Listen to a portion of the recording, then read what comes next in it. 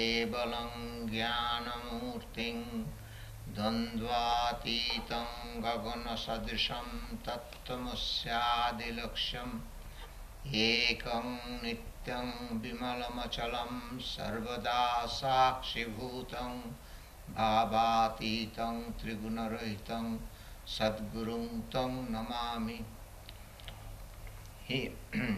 Him I bow down to, the perfect Guru, who is absorbed in bliss of Brahman, who can bestow that bliss upon others, who is free from our earthly bondage, who is the self of the highest wisdom, who is beyond life's sweet and bitter, who is air-like, untouched by evil. Often the scriptures speak of his nature, saying, "Thou art that," calling him changeless, pure, eternal, the one without a second, witness of all the mind's moods and motions. How shall thoughts compass or tongue describe him? My greetings to you. Subject today is Sri Ramakrishna and my master. I'll speak today to you mostly on my master, because that was the subject I wanted to speak to you last time. One day, while Sri Ramakrishna was meditating, Divine Mother places a little child on his lap, and Divine Mother said, "Your son." "My son?" Then Divine Mother smiled and said, "No, in that sense, but your Manusaputta, born of your mind," which I have translated as spiritual son. But literally translated means born of your mind.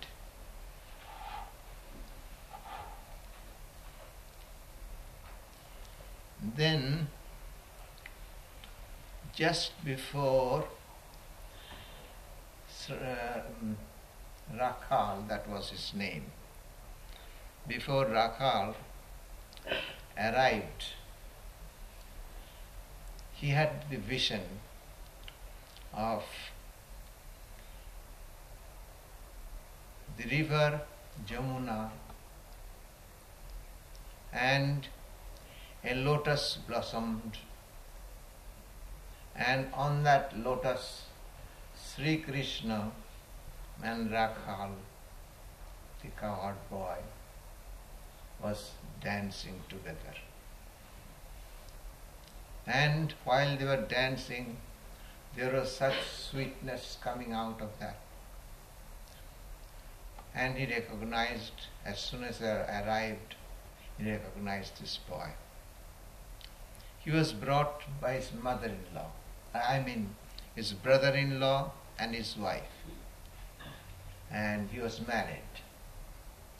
And so his brother-in-law brought him with his wife, with Rakhal's wife.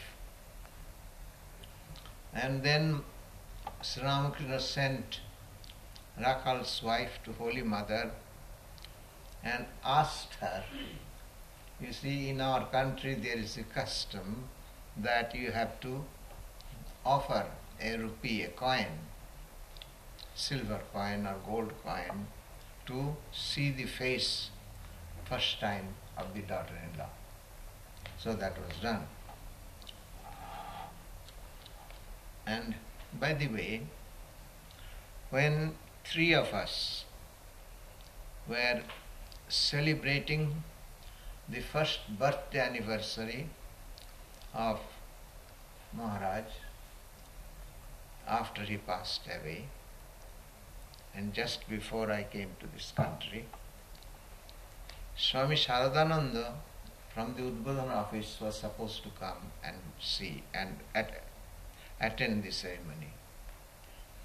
But he was so busy he could not do it, and so he sent that in poem, Kalindi Fulla Kamale Madhavena Kridarato Brahmananda Namastubhyam Sadguru Lokanayaka, which means, on the lotus blossom, he who is dancing with Krishna, who is the leader of all mankind and also the real true Guru, him I bow down.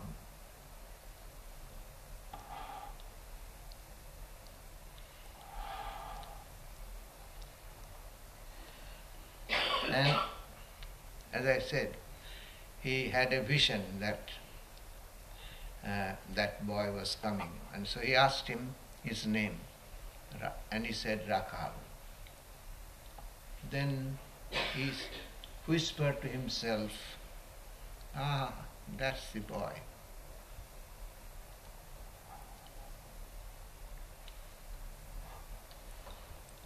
Then Rakal stayed with Sri Ramakrishna.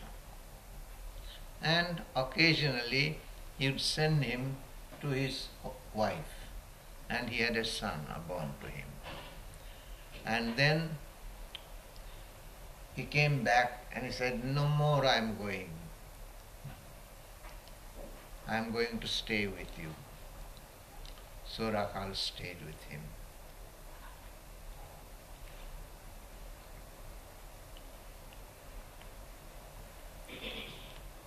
Instead, if you go to Dakshineshwar, you will still find there are two beds, one higher, one lower. And Sri Ramakrishna would would sleep on the higher bed, and Rakal would stay on the lower bed. They slept together.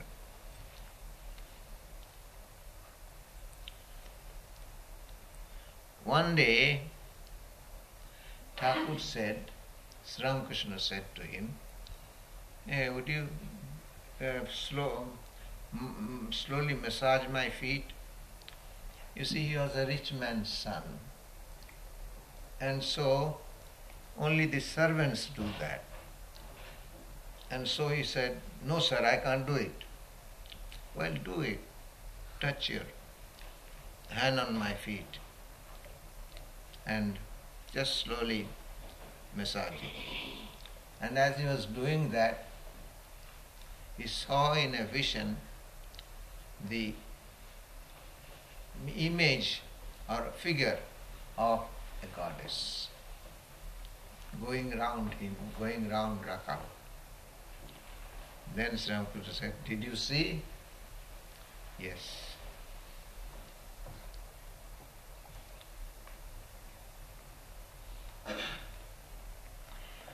Then one day there was Rakal and Latu, who became known as Swami Adhutananda. He was a servant boy, and then he stayed with Sri Ramakrishna, and he attained the very highest. Sri Ramakrishna tried to teach him alphabet, and when he would say ka, he would say ka, ka, ka. I can't teach you. Then Swamiji wanted to teach him. And Swamiji said, your Guru could not do anything to me, anything with me, and you think you can do that?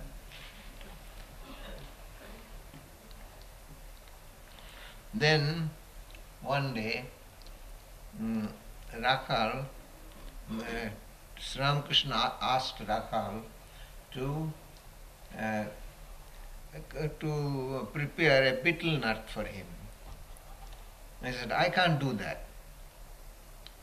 And Latu said, what, you won't obey Guru's order? Why don't you do that?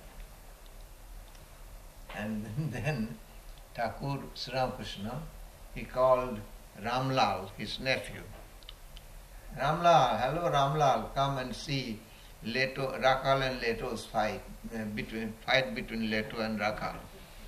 So he came, and Sri Ramakrishna asked him, who is a greater devotee? Then of course Ramlal said, Rakal. He would not obey his guru. Then Sri Ramakrishna said, you see, Rakhal did not lose his temper before his guru. But you lost your temper. See the difference.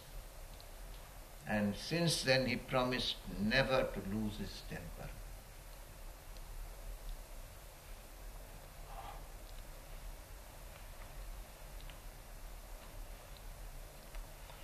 Then one night, as they were sleeping together, Sri Ramakrishna said, Rakhal, give me a glass of water, I'm thirsty.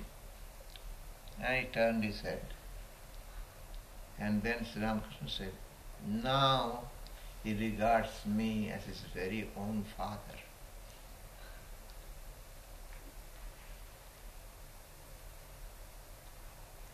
Now I shall tell you how Rakhal got the name of Raja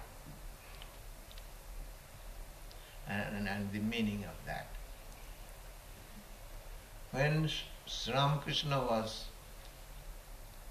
giving on his last in Kashipur garden before he passed away, he was telling Naren, Swami Vivekananda, how to conduct the work of the order. And at that time he said, you know, Rakhal has the wisdom of a king, Raja, king. And he can rule a kingdom with great care for all subjects. And so Swamiji or Swami Vivekananda came down and gathered all the disciples, the monastic disciples of Sri Ramakrishna, and said, from now on, Rakhal is our king, our Raja. And then, of course, the disciples of Maharaj began to call him Maharaj.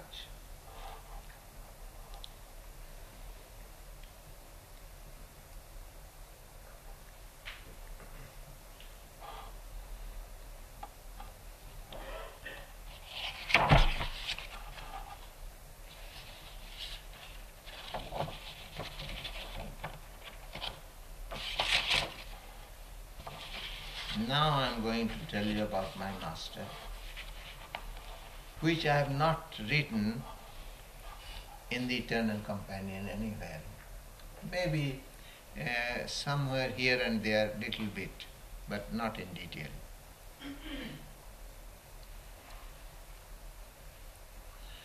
While we were 14 years old, some friends who would gather together, and we'd read the Kathamrita, the Gospel of Sri Ramakrishna.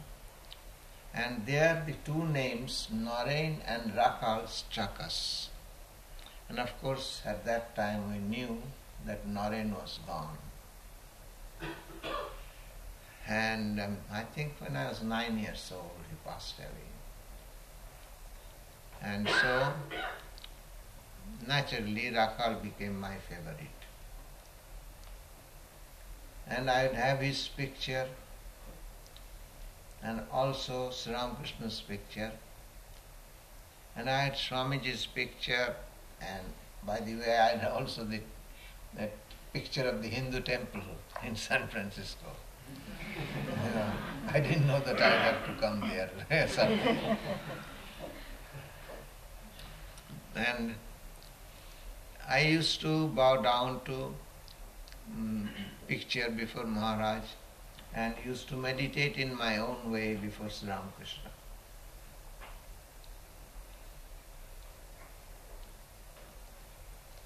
Then when I passed my matriculation examination, that was when I was 16 years old, I went to Calcutta, but Maharaj was not present. Then when I was 17, I met Maharaj for the first time. And that was very interesting, the way I met him. Maharaj was sitting on an easy chair, I remember, with maroon colored stockings. And I was standing there as if I was looking at Swamiji's house, but I was glancing at him. And then he said, "Come here, boy." And he said, "Have I not seen you before?" "No, Maharaj." The same question was asked by Holy Mother. "Have I not seen you before, son?" "No." So, he said, "Can you know, when Maharaj accepted any disciple, he accepted at first sight. That was peculiar with him.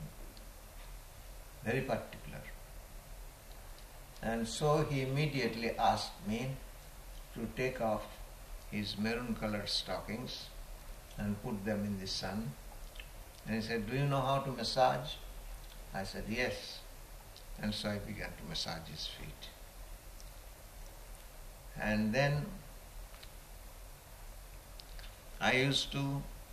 then he asked me to come on Saturday and Sunday.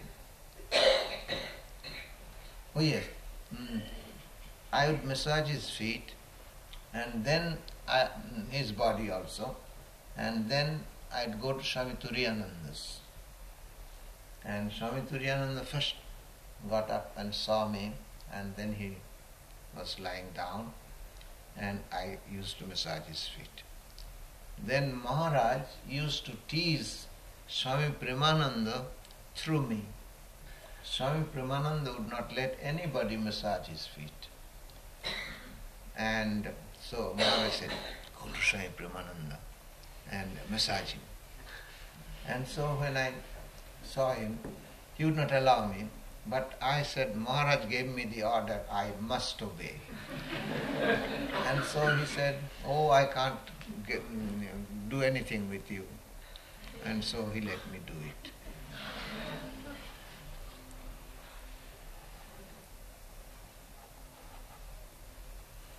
You know, as I said, if he accepted at first sight, that was enough. Swami Satprakashananda, who is now in charge of St. Louis Center, he said to me that he did not understand. He said, "Have you room for me?" And I said, "Yes, Maharaj, we have a center for you." Then he said, "No, I don't mean that way. Room in your heart." Then to a certain extent he realized. But he thought he'll have to wait for a long time before he could get initiated by Maharaj. And so he thought he could go to Holy Mother and get initiated immediately. So he went half the way and got dysentery. He couldn't go. So he had to come back.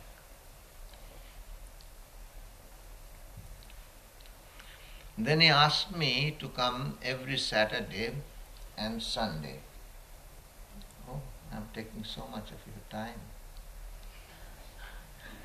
But I said, "No,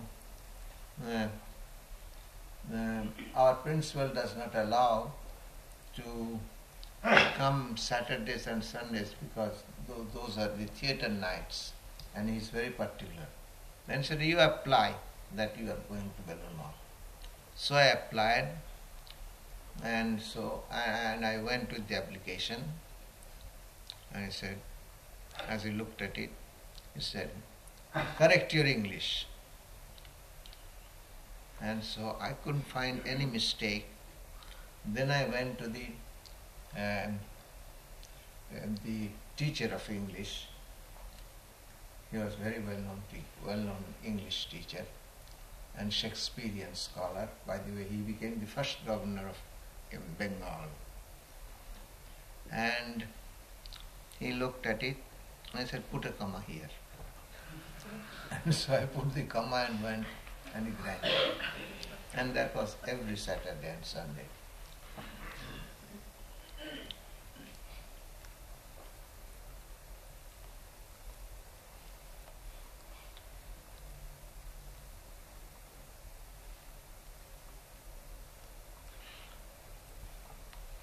Then I used to go that way, but never asked for any teaching from him, because I thought, I've seen Maharaj, that's enough. Then I had a teacher with me. I had a teacher who was our teacher in our school, and he said, could you take me and introduce me to Maharaj? I said, yes. So I took him. And then he gave him some instructions, and he asked me, do you want any instruction? I said, no, Maharaj. And then while we were going back, this teacher scolded me. And when he gave him the instructions, I was present there. And then when he was going back, he scolded me. And so I came back next day. And so Maharaj asked me, why you came back today? Yes, Maharaj, I want instructions. Then he asked that teacher to move away, to go. And then he instructed me and gave me my beads also, and asked me to get one bell for a little calf he was very fond of.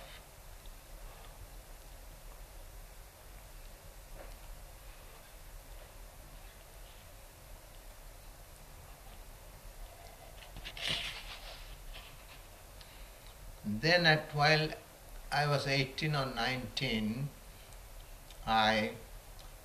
father sent me money for the college fee and also for other expenses, boarding and lodging. And I took all that money and wrote to my father, I am running away to Concord, and you ask my brother to come and take away my books, and I owe so much, and you pay off. So he had to do that. And then I stopped in Benares, thinking that Swami Turiyananda was there. But he was not there, he was with Maharaj. And then the abbot of that monastery said, you can't stay here. Have you any letter? No. Have you written to Maharaj? No. You can't stay here. Then there was a disciple of Holy Mother, Girijananda, wonderful man. He said, don't you listen to him, you stay in my room. So I stayed, and he fed me, and he took me to the car and placed me in the carriage.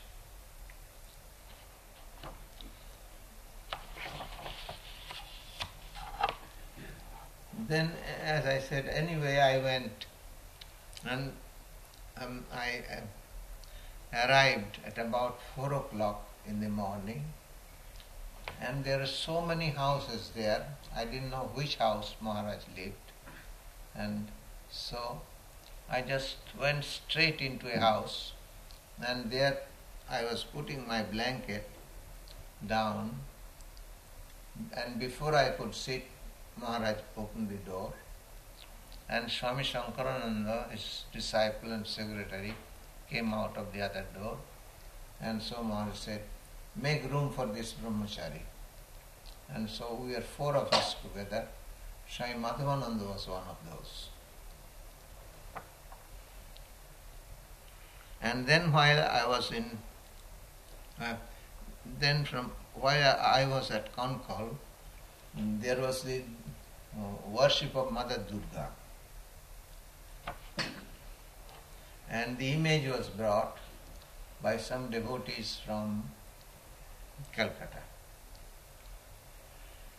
And the young man, young brahmachari, who was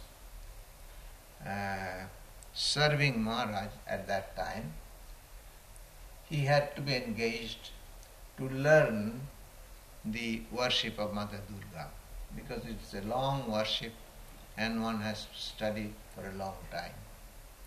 And so for 1 month I had the advantage of giving service to Maharaj.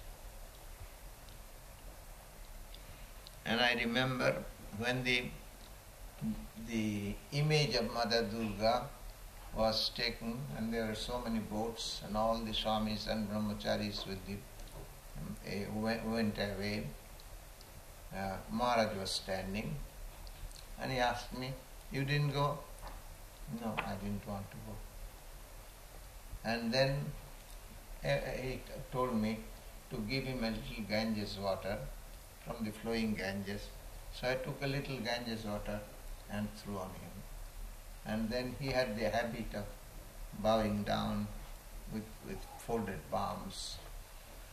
And while he was bowing down, I bowed down and touched his feet.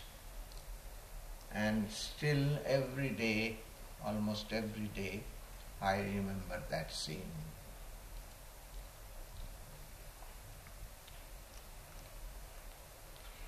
Then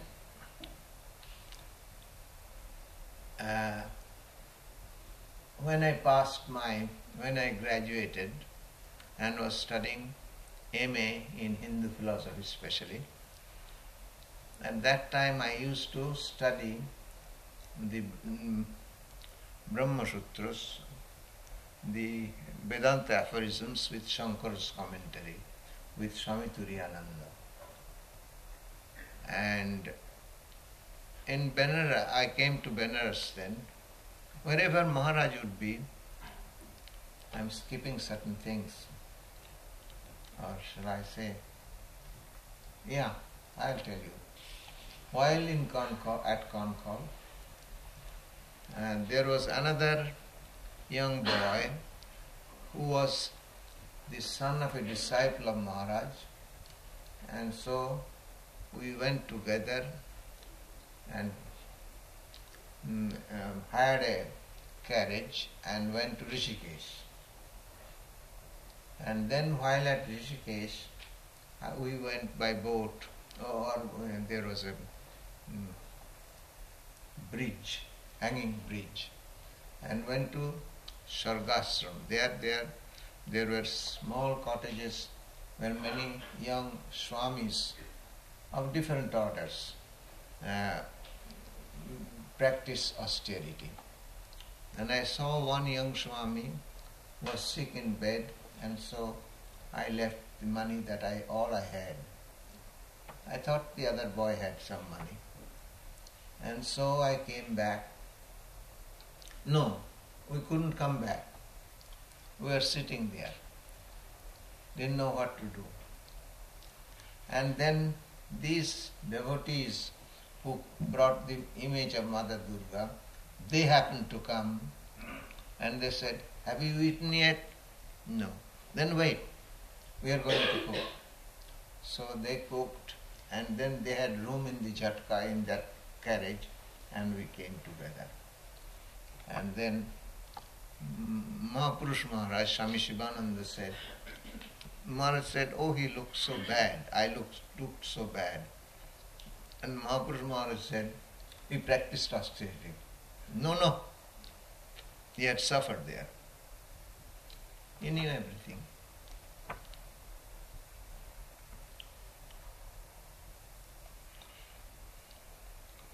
Then I joined the monastery, but I didn't join immediately.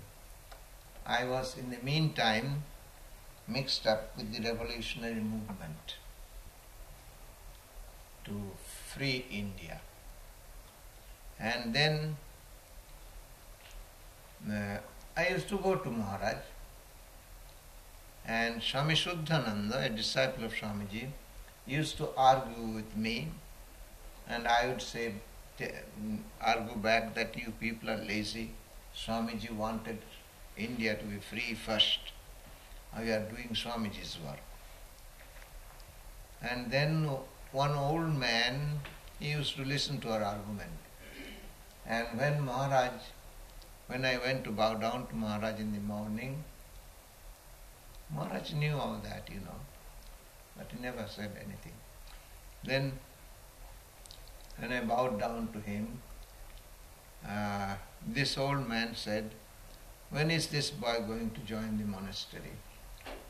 Then Maharaj looked up and down and said, when Lord wills. And all my ideas of revolution were revolutionized. And I joined the monastery. But I didn't tell Maharaj. I came and told Swami Shuddhananda, I have joined the monastery. Did you tell Maharaj? No. So I stayed on. And then I had another friend, Paresh, who unfortunately passed away. Otherwise, he would have been the president of our order today. And I just dragged him from his college. And so we together joined Maharaj, joined the Belmont. And then within a month, we were given Brahmacharya. The other boys had to take the permission of Swami Brahmananda before he agreed. But to us too he said, you don't have to.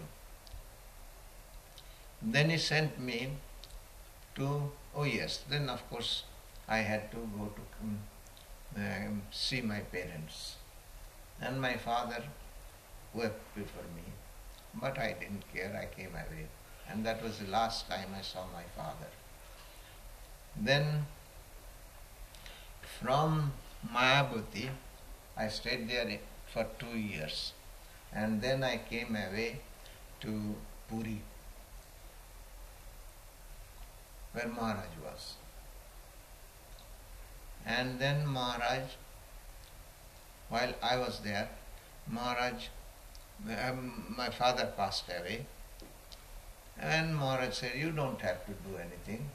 That is, they have certain thing to perform after the father or mother dies. But you are a brahmachari, you don't have to do anything. Then after 3 days, he says, why you are here yet? So he gave money and sent me to see my mother and my brothers and sisters. They were all together. And they said, when I went there, it became a festive of joy. So I didn't know what he sent with me. And then when I came back, I didn't have money. I came back to Calcutta, Belmont. And Swami Brahmananda said, I'm glad you came. You assist Swami Sharadananda as secretary, assistant secretary. And I agreed to do that. But then as soon as I went to Belmont, there was a card. Maharaj said, as soon as you receive this card, come away to Puri and all the money that you need, take from Udbodhan office.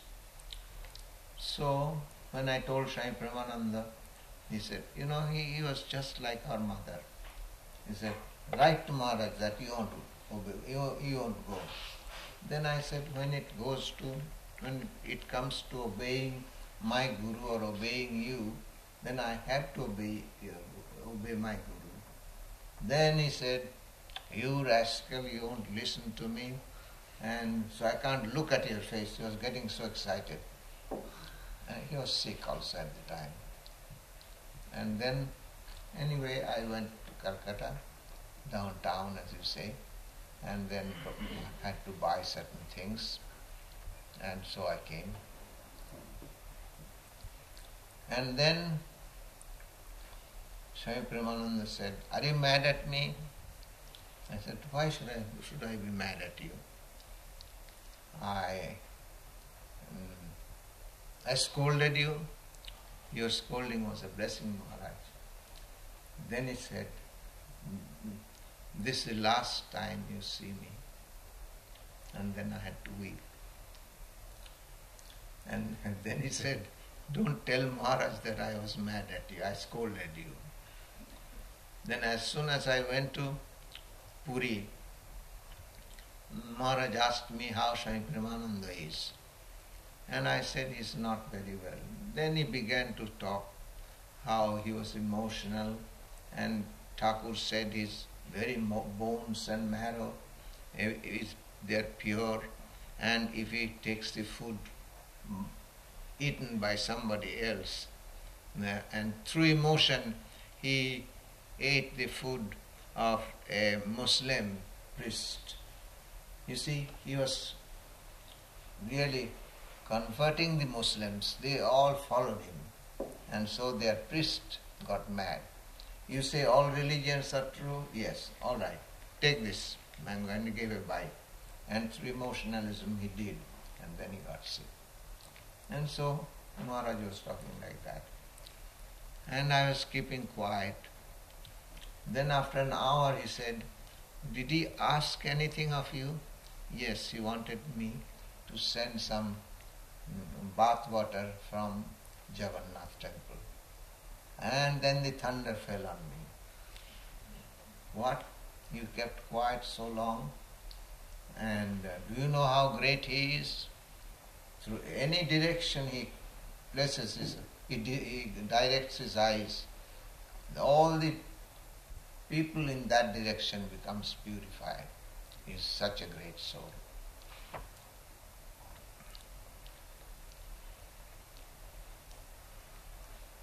And then he wanted me to go to Madras.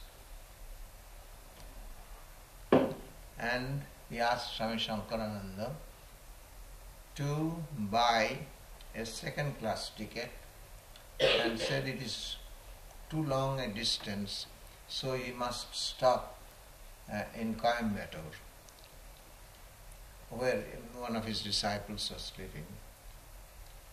And they were rich people. And so he sent a telegram. When Swami Shankarananda said, but he came all the way from Mayavati to Puri, and this is not a difficult way, this is rather easier way. Then Swami Shankarananda said, you don't know, because he knew, I never said anything. The president of Mayavati, he got mad at me and did not give me enough money to go to Puri, but only money to go to Calcutta. And so I fasted occasionally and went to Puri with that money. And Maharaj knew that. I never said anything to him. So he had a second class ticket. Then I had to stop for 3 days, and then I went to Madras.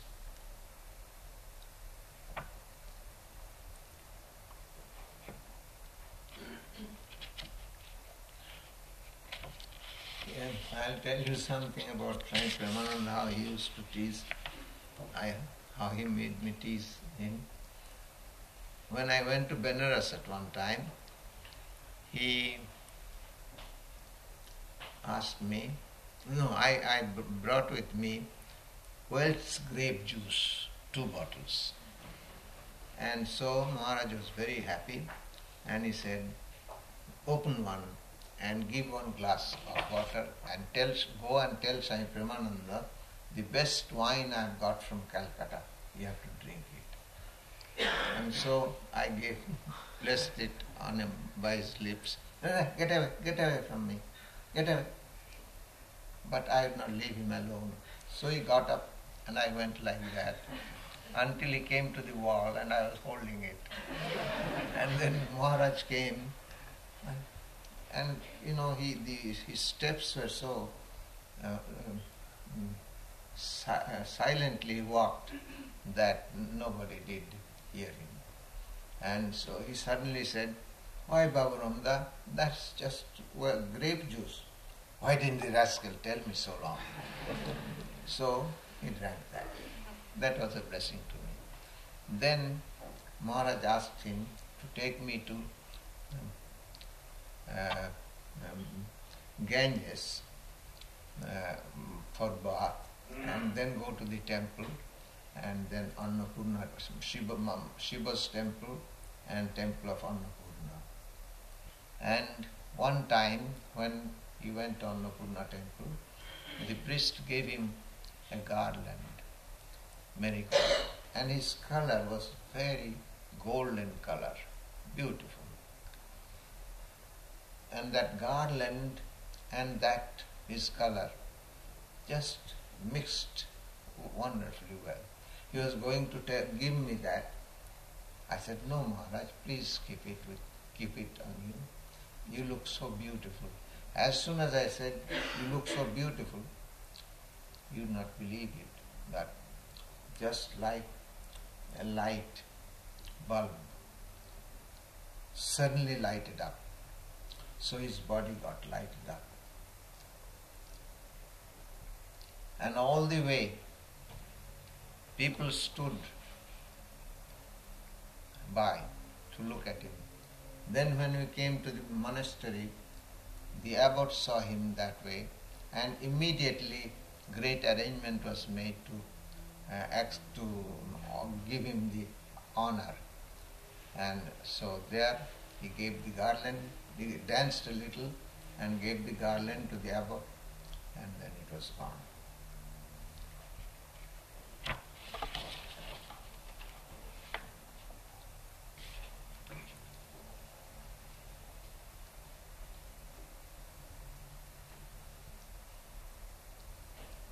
Then one day,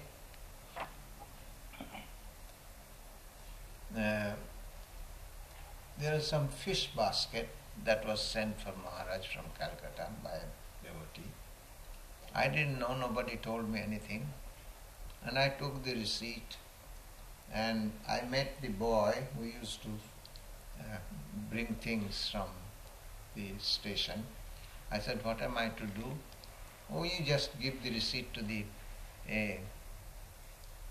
station master and he will send when it comes. And I gave the receipt and came away, and they were all waiting. Where is the fish? Fish? I couldn't understand. Then Swami Shankarananda immediately went in a carriage and got it. And then all the time he went on scolding me. And then it didn't matter to me. And then when he was, Swami Turiyananda and Maharaj were seated together and having their dinner in the evening, I was fanning to keep away the bugs. And then Swami Turiyananda said to me, do you understand why Maharaj is scolding you? I said, frankly, no. Then he said, there are three kinds of disciples. One kind of disciple is third-class disciple. He says something, Guru says something, and he does it. The second-class disciple is he who reads the mind of the Guru and does it. The first-class disciple is he who anticipates what would arise in the mind of the Guru and does it. And so Maharaj wants you to be the first-class disciple. And then Maharaj said a beautiful thing. He said, I am becoming old, so he does not obey me. You pour some intelligence to this boy's head.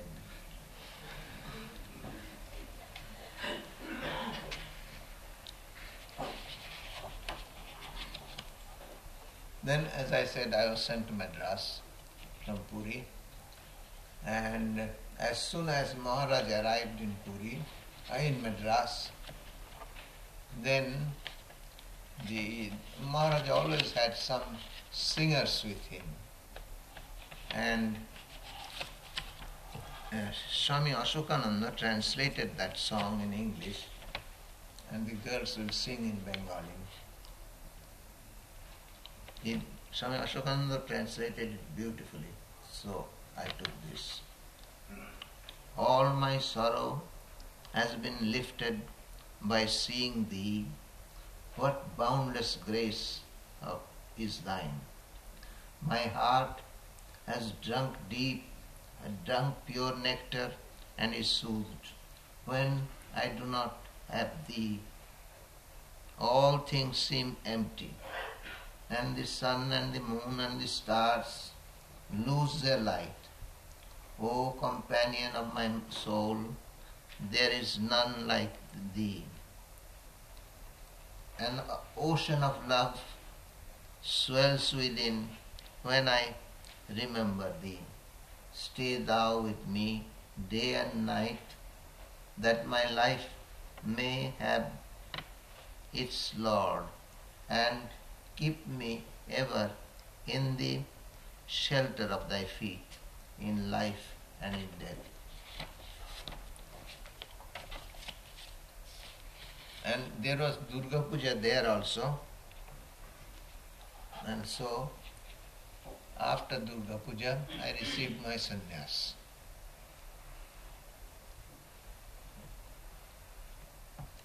Oh yes, he went on scolding me for 3 months, and for no reason.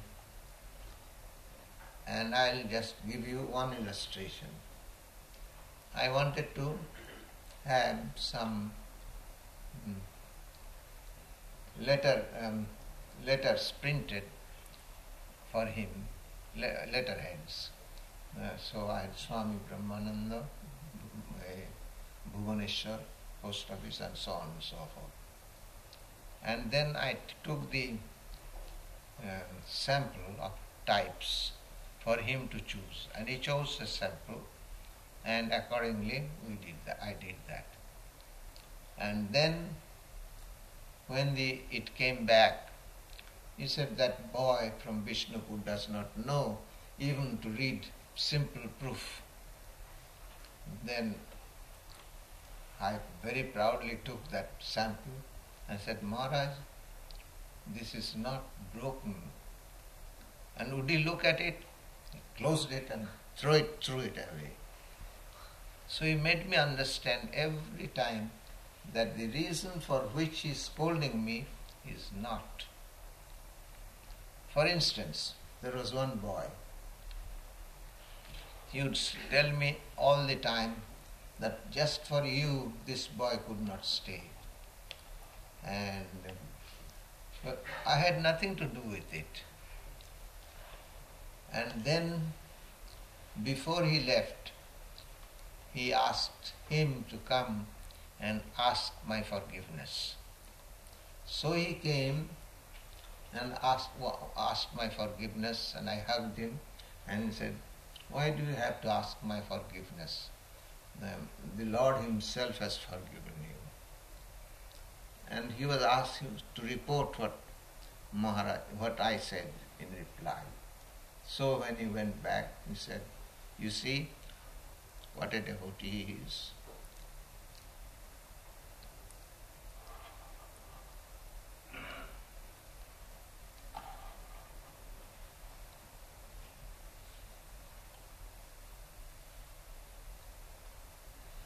One time, a devotee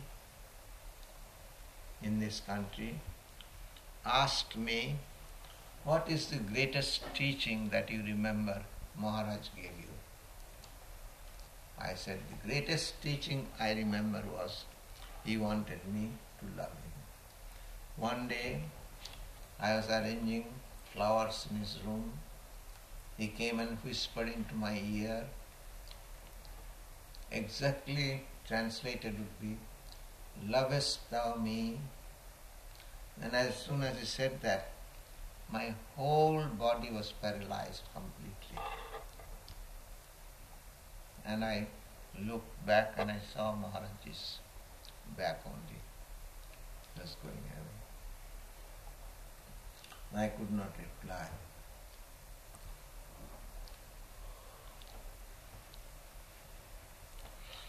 Now again, I shall,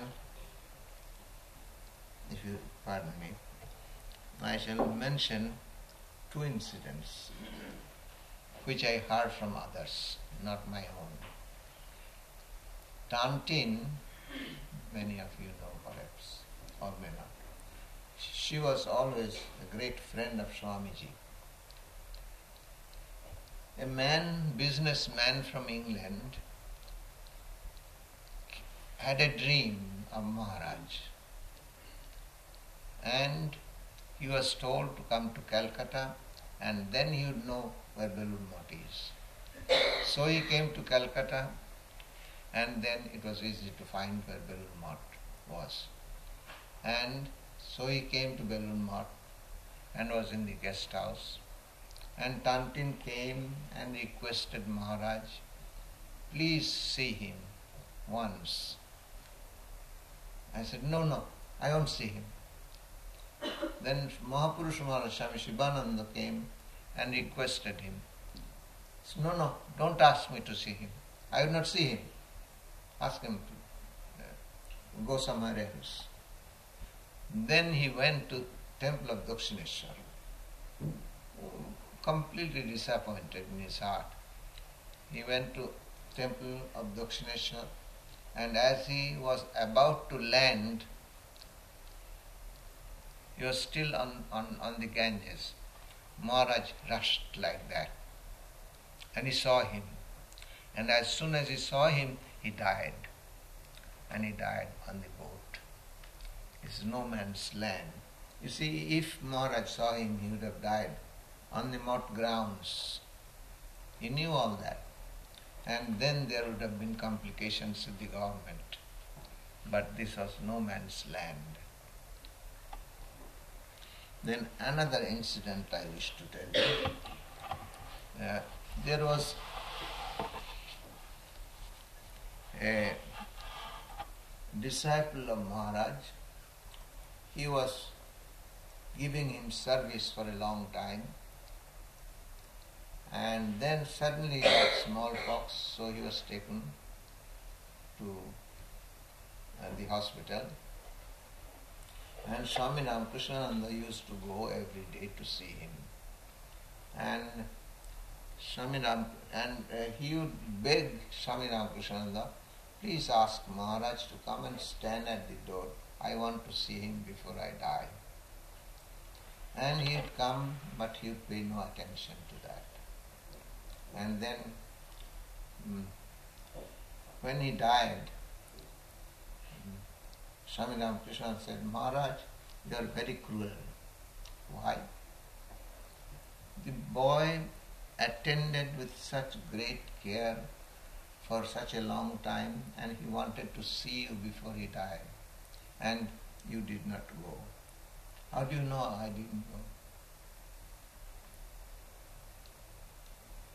And then another very interesting thing, Maharaj asked one of the devotees to bring the picture of a Nautch girl, a very beautiful Nautch girl. And one of his disciples, young man, he used to have lust whenever he would see any young girl. And so he got this picture and signed his name, Swami Brahmananda, and sent it to him. And then whenever he would look at any girl, he would think of Maharaj. See the psychology of it. Om Nasato Ma Sadgamaya Tamaso Ma Jyotirgamaya Mrittor Ma Amritangamaya Abir Maidhi Rudrajate Dakshinang Mukham Te Namang Pahi Nityam. Lead us from the unreal to the real. Lead us from death to immortality. Lead us from darkness to light. Light us through, and guide us evermore with thy loving presence. Om Shanti Shanti Shanti. Peace, peace, peace.